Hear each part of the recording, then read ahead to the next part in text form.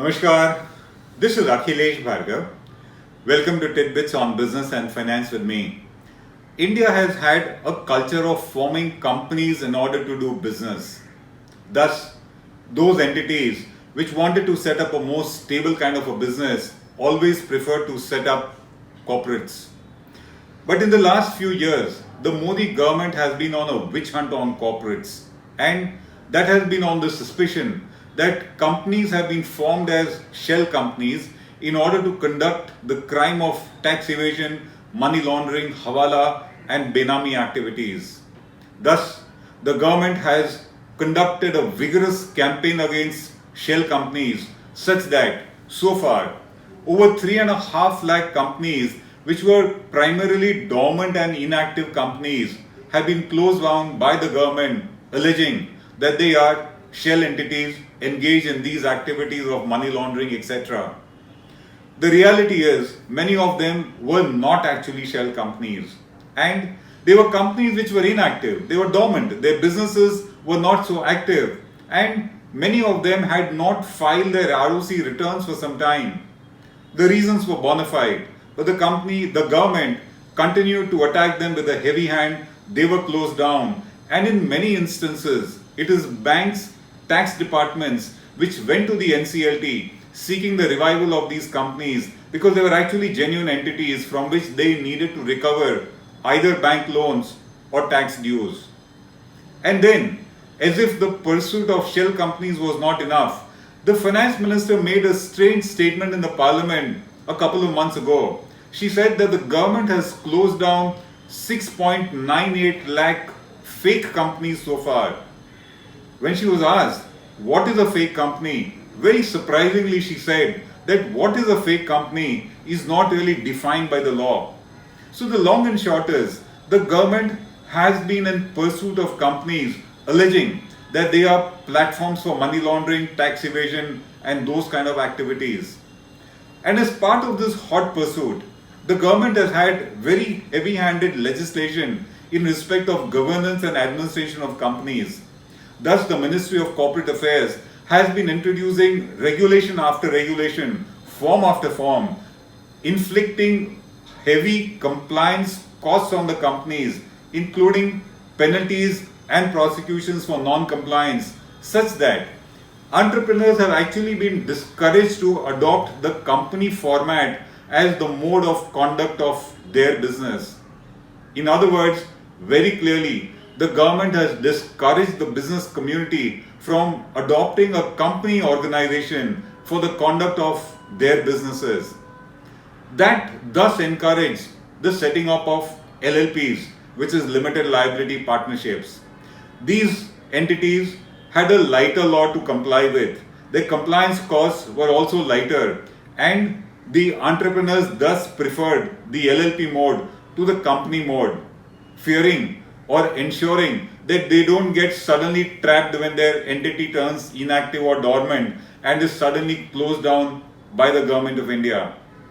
But then came a time when the government said that they are suspecting that even LLPs are being used for the purpose of money laundering and as conduits for benami deals and tax evasion. At this time, very suddenly and as a real shocker came, a particular circular from the government which said that an LLP cannot conduct a manufacturing activity. That came in March. It was actually illegal according to us. There is no legislation in this country which says that an LLP cannot be used for the purpose of conducting a manufacturing activity. And because it was actually an illegal circular, it was withdrawn within a month of its issuance. In fact, if it had continued, more than 10,000 LLPs which were in the manufacturing field in India were in peril of closure. So, even in the case of LLPs, suddenly the government was giving those kind of regulations which made it hostile to use it as a platform for conduct of business. So what was the situation? The government hunted down corporates, made it very not encouraging for entrepreneurs to use it as a tool of business. Attention shifted to LLPs, and that has been the preferred mode of conduct at the moment because LLPs also do not have dividend distribution tax. But then comes yet another turn in this maze of regulations in India. The finance minister has reduced taxes only for corporates, not for non-corporates like LLPs. So suddenly you now have a set of tax regulations which prefer corporates as the mode of doing business, which is quite contrary to what the Ministry of Corporate Affairs has been doing so far. The Income Tax Department, by virtue of a lower corporate tax, is now encouraging us to form corporates, whereas the Ministry of Corporate Affairs has been on the completely other side, discouraging the use of corporates as a mode of business. The real issue is that this sounds of ad hocism. This looks to be a situation where there is uncertainty in the entire regulatory environment in India. It poses risks in the cost of doing business, in the risk of doing business, in the ease of doing business in India, because at the end of the day, what companies or entities or entrepreneurs need is stability of regulation so that their risk profiles are much lesser and they are very clear of what kind of business practices to adopt, because the format of the organization also determines what kind of business practices are you going to adopt. According to us, there has been a great semblance of ad hocism, flip-flop in regulation, in administration and governance, which is now getting into a rollback mode. There are numerous instances, according to us, in the recent past where the government has had a flip-flop. They have rolled back what they had announced, and that to us is a disturbing factor. As I said, it builds uncertainty in the entire environment in which we do business. What are those instances? Take the case of angel tax. Angel tax has been disturbing and harassing startups. The government has come out with multiple circulars trying to give relief to these startups, saying that angel tax will not bother them. And according to us, the matter is still not clear. Where was the need to levy it in the first place, and where was the need to have so many multiple clarifications such that they only added to the confusion? So the first is angel tax.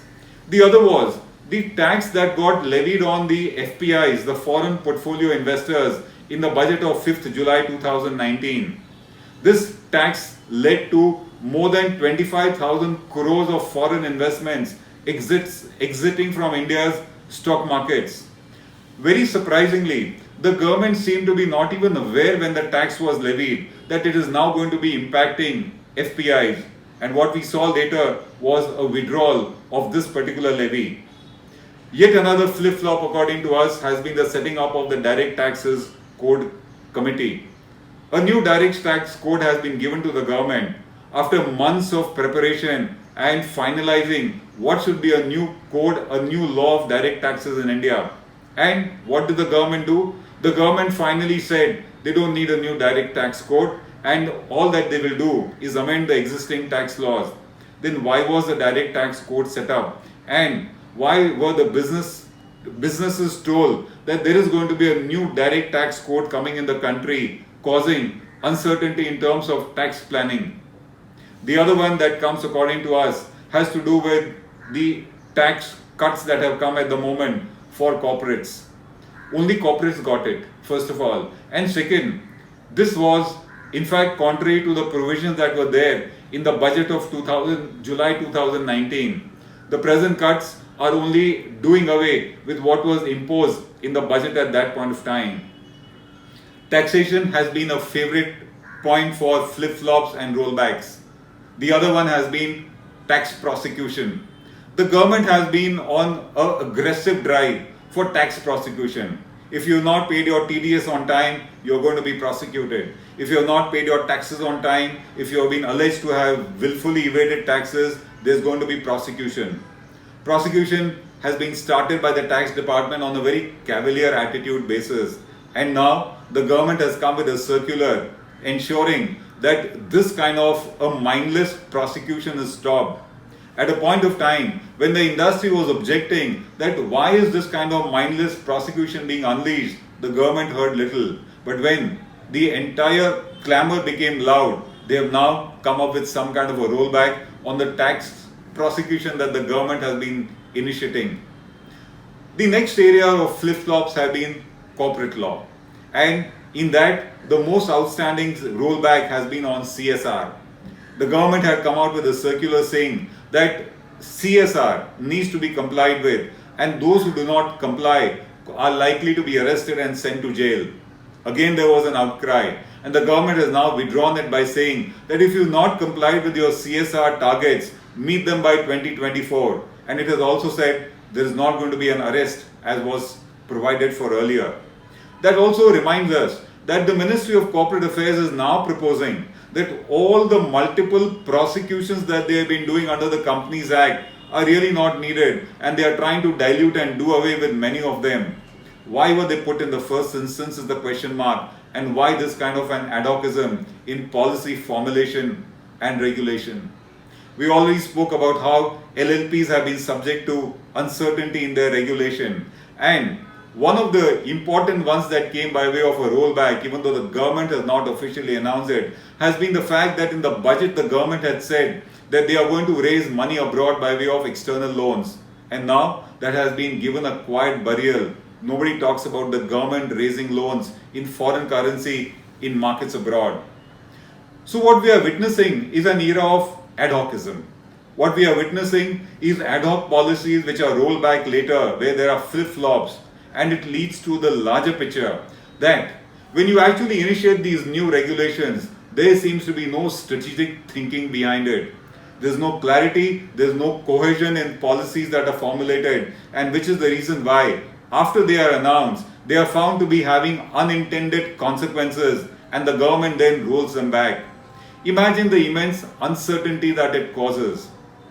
Take the case of tax on FPIs. Very surprisingly, after the FPI tax came into picture and FPI started, the foreign portfolio investors started exiting the Indian market in hordes, the foreign minister was actually asked, had they really realized this consequence of the FPI tax? And very surprisingly, she actually admitted they had not quite thought that this would be the consequence. So we are witnessing an era where there is ad hocism, where policies are coming out without any overall strategy which should be pre-thought before they are announced. And sometimes they are fatal to organizations, and most of the times they result in risk, uncertainty, which are the least wanted at this point of time when corporates are in the doldrums, where their profits and sales are receding during a time of an economic slowdown in India. We really hope that the government thinks of the regulations, their consequences, and puts them according to a well-thought strategy before they are announced on such an ad hoc basis. This is Akhilesh Bhargava signing off till we meet again. Namaskar.